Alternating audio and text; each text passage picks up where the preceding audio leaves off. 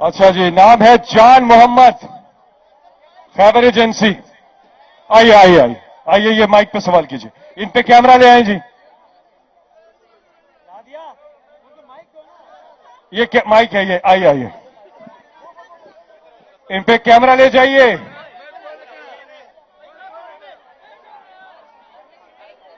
Hello, सवाल क्या जी?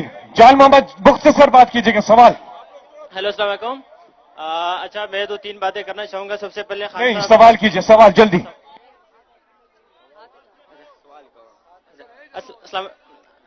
सवाल तो मेरा कोई नहीं है, मैं सिर्फ सजेशन दूंगा खान साहब के। हम आपको ये कहना चाहते हैं कि हम आपके साथ खड़े हैं, और आपसे एक रिक्वेस्ट ये है कि आप अपनी सिक्योरिटी पे फोकस करें।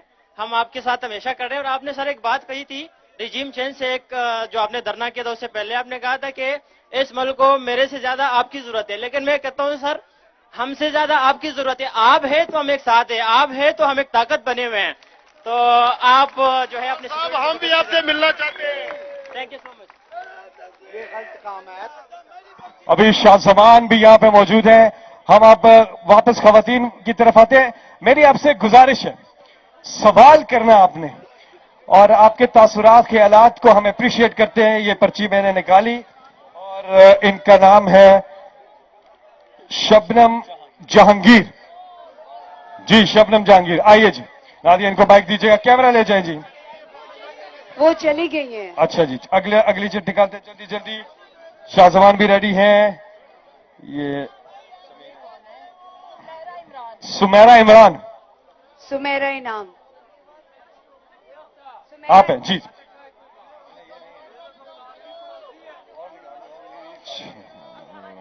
अस्सलाम वालेकुम। इधर कैमरा ले आइए जी, इन पे करीब कर ले माइक। मैं आपसे बहुत प्यार करती हूँ। मैं सच इन पे कैमरा ले आइए। हम आपकी क्या मदद कर सकते हैं नए पाकिस्तान के लिए?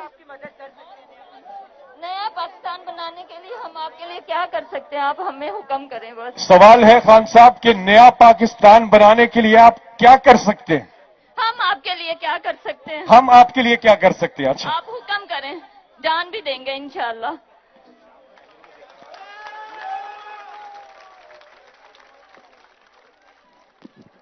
जी हेलो। अच्छा जी, पहले तो इससे पहले एक सवाल हुआ कि अपनी सिक्योरिटी का ध्यान रखें। देखें, सिक्योरिटी की वजह से तो मैं यहां आज बैठा हूं, नहीं तो मैं आज आपके बीच में होता। और आप हम सब जानते हैं कि जिंदगी मौत अल्लाह के हाथ में है, लेकिन हमारे नबी सल्लल्लाहु अलैहि वसल्लम ने कहा कि एहतियात पूरी करो, तो इसलिए हम पूरी अपनी एहतियात कर रहे हैं, बाकी तो अल्लाह के ऊपर छोड़ते हैं। क्योंकि मसला हमारा यह है कि जिन लोगों ने, जो लोग कत्ल करने की कोशिश कर रहे हैं वो हुकूमत में बैठे हुए हैं, यानी जिन्होंने हमारी हिफाजत करनी है वो ही कत्ल करने की कोशिश कर रहे हैं, लिहाजा ये एहतियात कर रहा हूं मैं। दूसरी चीज, ये आपने ये पूछा कि आप क्या कर सकते हैं। देखिए, जो सबसे जरूरी चीज अब सबके लिए, जितने भी आप यहां बैठे हैं, जब एक मुल्क में जुल्म और नाइंसाफी होती है, जो आज पाकिस्तान में है, और मैं आज खास तौर पे कहना चाहता हूं कि अली अमीन गंडापुर और इफ्तिखार गुमन, जो मेरे सिक्योरिटी इंचार्ज थे यहां, और नौजवान अताउर रहमान, जिनको उठा लिया इन्होंने, और हमारे अभी भी तहरीक इंसाफ के कारकुन जो जेलों में हैं, मैं एक चीज कहना चाहता हूं कि ये वो लोग हैं जो आज अपने बच्चों और फैमिलीज के साथ ईद कर सकते थे, लेकिन सिर्फ इसलिए क्योंकि वो हमारे साथ एक हकीकी आजादी की जदोजहद में लगे हुए हैं, उनको ये मुश्किल वक्त गुजारना पड़ रहा है। लेकिन आप सबके लिए कि जब आप आजादी चाहते हैं तो आजादी कोई प्लेट में रख के नहीं देता। दुनिया की तारीख में जब आप आजादी के लिए जो भी जदोजहद करते आए तो मुश्किलों का सामना करना पड़ता है, कौमों को कुर्बानियां देनी पड़ती हैं, हम सबको कुर्बानियां देनी पड़ती हैं। मेरे लिए तो सबसे बड़ी कुर्बानी यह है कि मैंने छह महीने 2 कमरों में गुजारे हैं। मैं एक आजाद आदमी हूं, मैं ओपन जगहों में रहने वाला आदमी हूं, लेकिन यह भी हम कुर्बानी दे रहे हैं अपने मुल्क के लिए, क्योंकि हमारी जो आजादी की तहरीक है, ये हम अपने आने वाली नस्लों के लिए लड़ रहे हैं। جو ہم انصاف کی جنگ لڑ رہے ہیں، انصاف آزاد کرتا ہے لوگوں کو، یہ یاد رکھیں، کیونکہ آپ نے وہ معاشرے نہیں دیکھے جو میں نے دیکھے ہیں۔ میری کئی سال گزرے برطانیہ میں اسٹوڈنٹس کے بعد، اسٹوڈنٹ لائف کے بعد، تو میں نے تو دیکھا ہے کہ ایک دفعہ ایک معاشرے میں انصاف ہوتا ہے، وہ آزاد ہو جاتے ہیں، آزاد پھر اوپر چلے جاتے ہیں۔ اقبال کا شاہین آزاد ہوتا ہے، غلام کبھی اوپر نہیں جا سکتے۔ تو اس لیے ہماری جو جنگ ہے اور جو جد و جہد ہے، وہ یہ جو ایک کرپٹ مافیا قبضہ کر کے بیٹھا ہوا ہے، ایک قبضہ گروپ اوپر بیٹھا ہوا ہے جو قانون کے اوپر ہے، جو لوگوں کو حقوق نہیں دیتا اور خود قانون سے اوپر ہے۔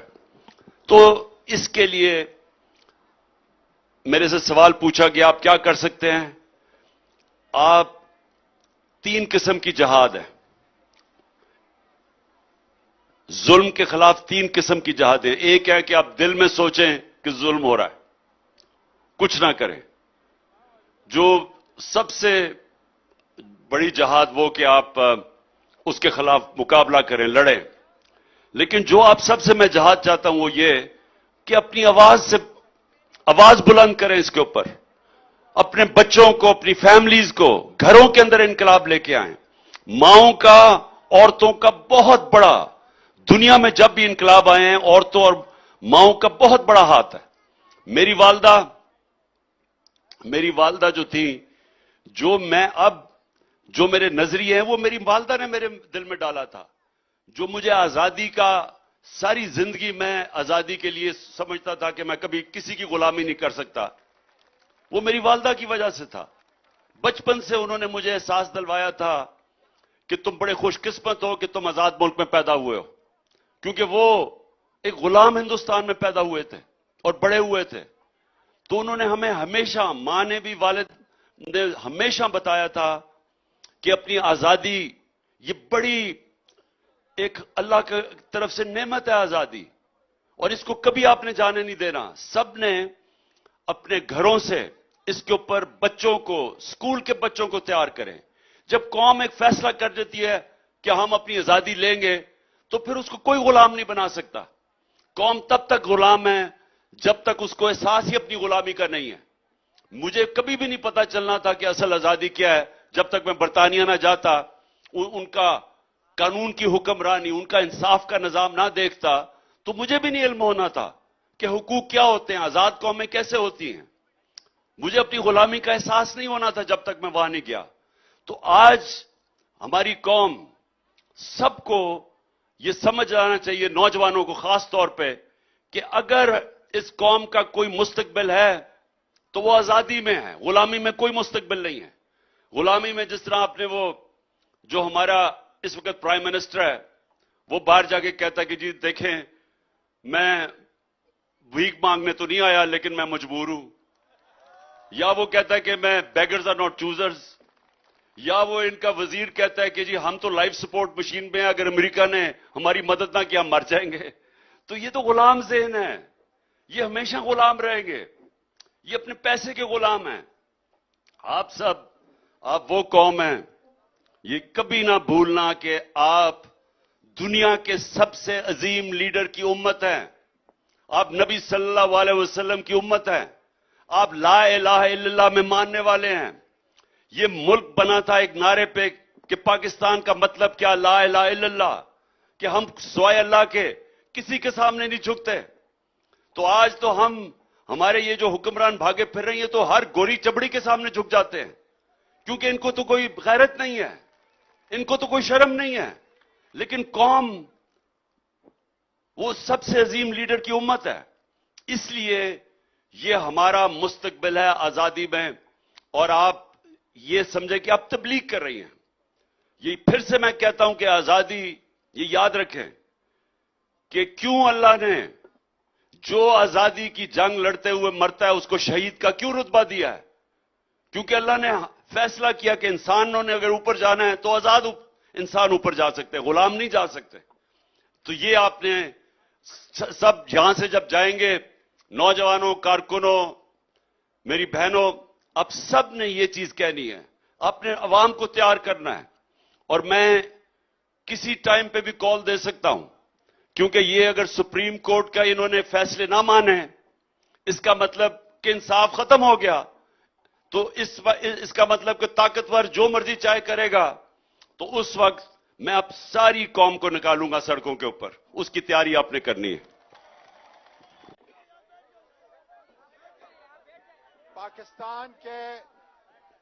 پاکستان کے بچے کے دل میں اللہ تعالیٰ نے آپ کی محبت جو ہے وہ اجاگر کر دی ہے.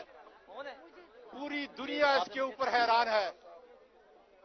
سوال یہ ہے کہ ہماری موجودگی کے اندر آر ٹی ایس کو بٹھایا گیا, ہماری موجودگی کے اندر ای وی ایم نہیں ہونے دی, پاکستانیوں کو ووٹ کا حق نہیں ہونے دیا. انشاءاللہ تعالی بہت جلد آپ پاکستان کے وزیر اعظم بنیں گے. اس قوم کا آپ سے سوال یہ ہے, اور میں آج پورے پاکستان اور میرے ملک کی ترجمانی کرتے ہوئے سوال کر رہا ہوں, کیا کوئی ایسا کام کریں گے آپ جب آپ 3/4 میجارٹی سے 2/3 سے نہیں, انشاءاللہ تعالیٰ 2/3 میجارٹی سے آئیں گے, کیا ایسا کام کریں گے کہ میرے ملک کو ای وی ایم, میرے ملک کو انصاف کا نظام, میرے ملک کو اپنی خود مختار, اپنے ملک کو ایک ایسی قوم اٹھا کر جو آج بن چکی ہے کہ یہ ملک ایک آزاد قوم کی حیثیت سے اپنا سر اٹھا کر کے پوری دنیا کے اندر پاکستانی قوم جو ہے ابھر کے آئے. لیکن ان کے حقوق کا تحفظ کس طریقے سے آپ مختلف طور پہ کریں گے جب آپ کو 2/3 نہیں بلکہ انشاءاللہ تعالیٰ 3/4 میجارٹی سے انشاءاللہ تعالیٰ استعفیٰ آئیں گے. جی شکریہ اعظم, شکریہ. دیکھیں آپ سب جتنے یہاں بیٹھے ہوئے ہیں اور میرے کارکن تحریک انصاف کے, ایک چیز سب نے سمجھ لینی ہے. دیکھیں قوموں کی زندگی ایسی ہوتی ہے جس طرح انسان کی زندگی ہوتی ہے. انسان اگر وہ صحیح راستے پہ چل پڑے تو اس کی زندگی بہتر ہو جاتی ہے, جو آپ نماز میں مانگتے ہیں کہ اللہ اس راستے پہ لگا جن کو نعمتیں بخشی. انسان غلط راستے پہ چلا جاتا ہے, اپنے آپ کو تباہ کر لیتا ہے. تو دنیا کی تاریخ اگر آپ اٹھا کے دیکھیں تو قومیں بھی اوپر جاتی ہیں اور پھر نیچے آ جاتی ہیں, اور اگر قومیں اپنی اصلاح کر دیں پھر وہ اوپر آ جاتی ہیں. اللہ قرآن میں کہتا ہے کہ میری زمین پہ نکل کے دیکھو کتنی قومیں میں نے تباہ کی جو میرے حکم پہ نہیں چلی. سو آپ نے ایک چیز سمجھنی ہے, اور یہ میرا تجربہ 3.5 سال حکومت میں رہ کے بھی ہے, اور یہ میں نے جو دنیا کی ساری سٹڈی کی ہے, ساری دنیا میں اللہ نے مجھے موقع دیا ہے. دیکھیں ایک چیز یاد رکھیں کہ قوم وہ خوشحال ہوتی ہے جدھر عدل اور انصاف ہوتا ہے. یہ ساری اب دنیا کی قومیں دیکھ لیں جو غریب ہیں, اور ساری قومیں دیکھ لیں جو امیر ہیں, ایک ہی چیز فرق ہوگی. غریب قوموں میں جنگل کا قانون ہوگا, امیر قوموں کے اندر عدل اور انصاف ہوگا.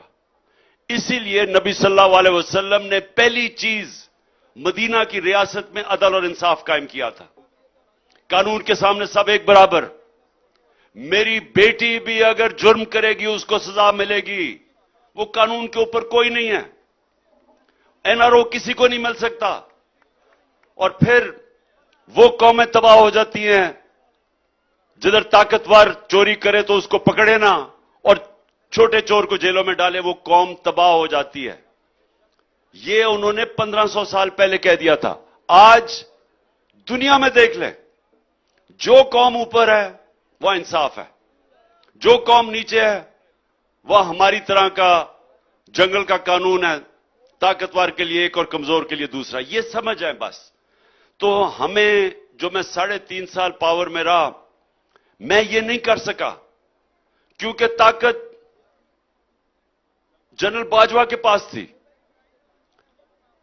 گورنمنٹ میری تھی. جب تک وہ کام کروں جو اس کو روکنا نہیں چاہتا تھا وہ ہو جاتا تھا. کرونا کے اندر ہم نے بڑے زبردست کام کیے کیونکہ سارا ملک متفق تھا. پاکستان دنیا میں 3 ان ملکوں میں سے تھا جس نے سب سے بہترین کرونا جیسا وبا کو पाकिस्तान दुनिया मानती थी कि वो मुल्क है जिसने सबसे बेहतरीन तरीके से उसका मुकाबला किया। लेकिन जिधर इंसाफ कायम करना था, वो जनरल बाजवा चोरी को बुरा समझता ही नहीं था, वो करप्शन को बुरा ही नहीं समझता था। वो इन सब के साथ ये जो बड़े बड़े लोग जो एनआरओ लिए हैं, ये इनकी हिमायत करता था। उसने हमें इंसाफ नहीं कायम करने दिया। तो इसलिए जो आजम आप बात कर रहे हैं कि इंशाअल्लाह अगर अल्लाह मौका देगा, तो सबसे अगर पाकिस्तान को इस दलदल से निकालना है तो सबसे पहले कानून की हुक्मरानी कायम करें। ये आजकल हालात ये हैं कि सुप्रीम कोर्ट का फैसला हुकूमत नहीं मानती, तो दुनिया में किसने पाकिस्तान में आके पैसा खर्च इन्वेस्ट करना है, सरमायाकारी करनी है? जब सुप्रीम कोर्ट के फैसले को हुकूमत नहीं मानती तो उस मुल्क के अंदर तो इंसाफ के निजाम पे किसी को इत्मीनान होगा ही नहीं। तो जब इत्मीनान नहीं होगा तो सरमायाकारी नहीं होगी, वो नहीं होगी तो खुशहाली नहीं होगी, नौकरियां नहीं मिलेंगी।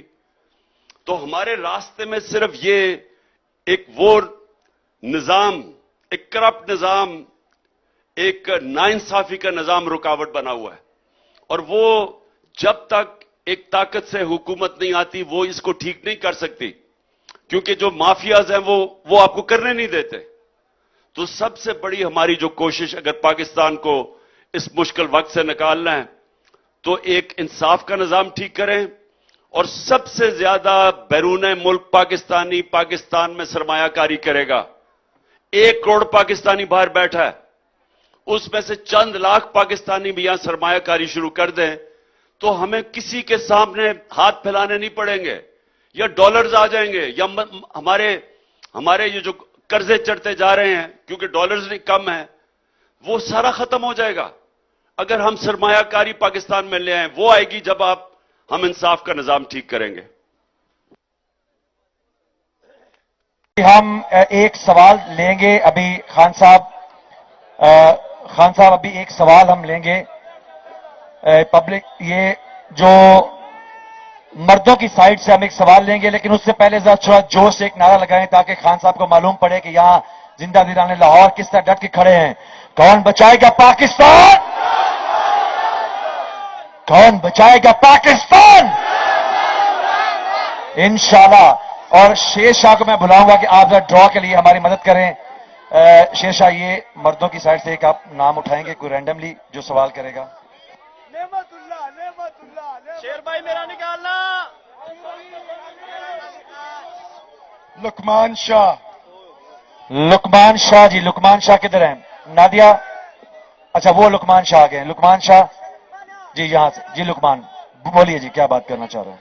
खान साहब, सबसे पहले आपको ईद मुबारक।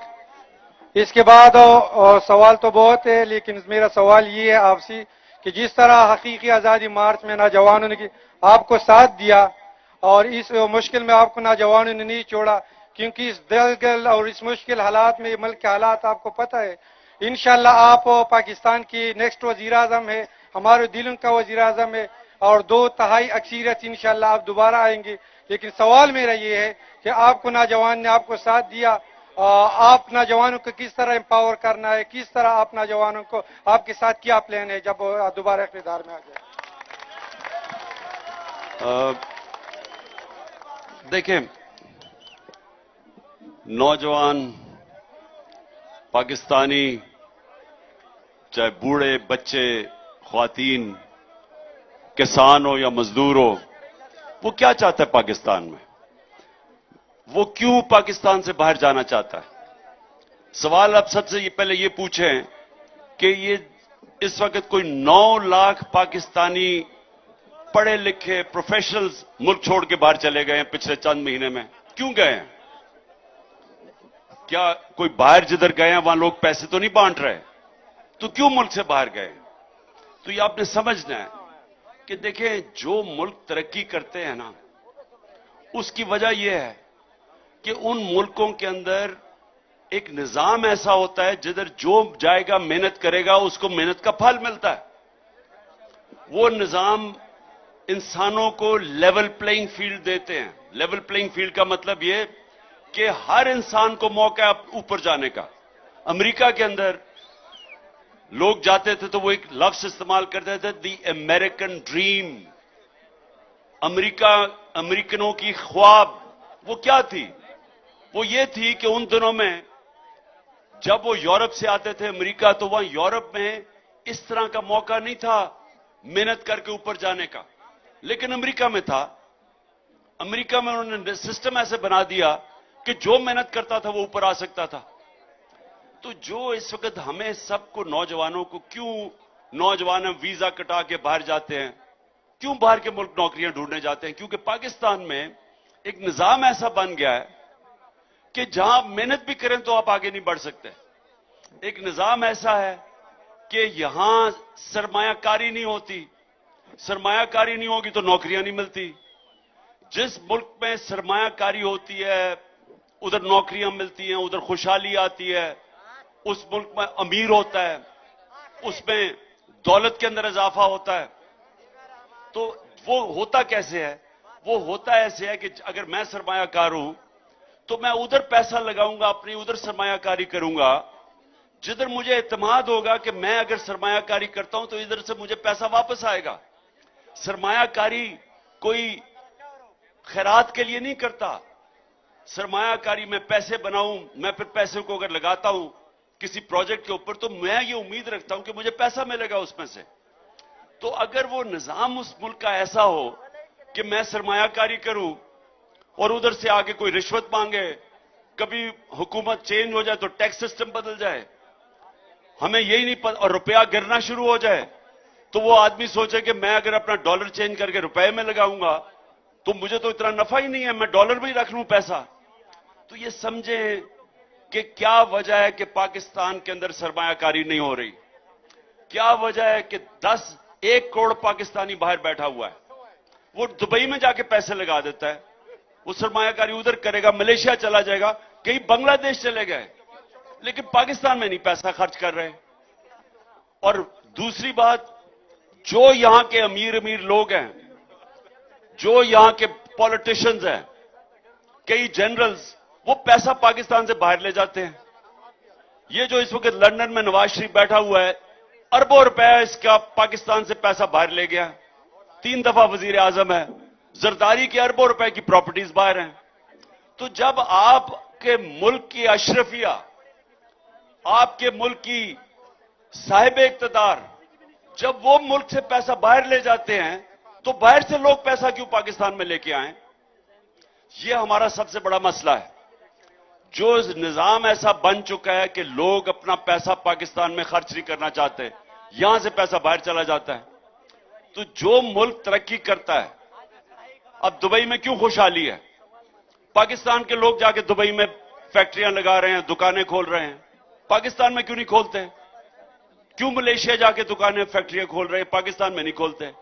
तो अगर वो वही पैसा पाकिस्तान में लग जाए तो यहां नौकरियां भी मिले, जो आप नौजवानों की बात कर रहे हैं, नौजवानों को नौकरियां भी मिले, खुशहाली भी हो, नौजवान बल्कि अपनी दुकानें खोलें, अपनी कारोबार करें।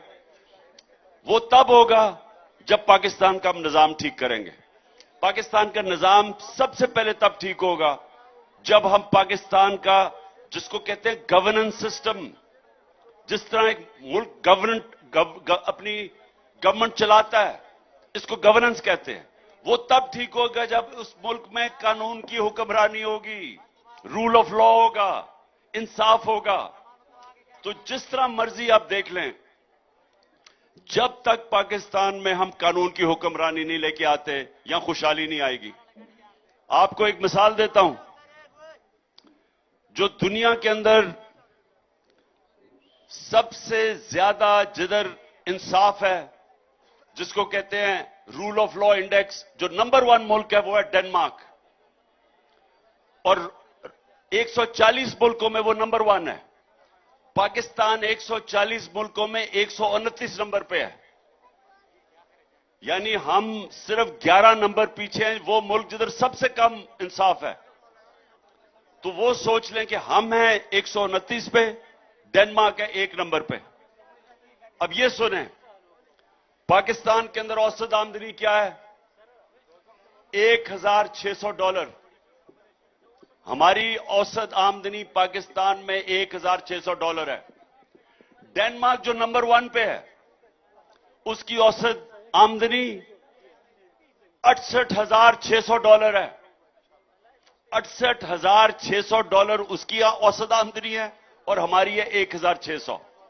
पाकिस्तान डेनमार्क से 1000 गुना ज्यादा वसाइल है, लेकिन हम गरीब हैं क्योंकि हम इंसाफ के इंडेक्स में 129 नंबर पे हैं। डेनमार्क 1 नंबर पे है, सबसे आगे है। तो ये समझ आए, आपको जब लोग कहते हैं ना कि मैं वादे करते हैं कि जी मैं नौकरियां दे दूंगा, मैं ये कर दूंगा, मैं एशियन टाइगर बना दूंगा, मैं लाहौर को पेरिस बना दूंगा, ये कोई कुछ नहीं कर सकता जब तक मुल्क में अदल और इंसाफ का निजाम नहीं आता। एक दफा वो निजाम आ गया, इतना पैसा आएगा पाकिस्तान में, सबसे ज्यादा पैसा बैरून मुल्क पाकिस्तान ही लेके आएगा, सबसे ज्यादा डॉलर वो लेके आएगा। और जब वो पैसा आ जाएगा, सरमायाकारी हो जाएगी, तो वो मेरी ख्वाब है कि बाहर से लोग पाकिस्तान में नौकरियां ढूंढने आया करेंगे इंशाअल्लाह।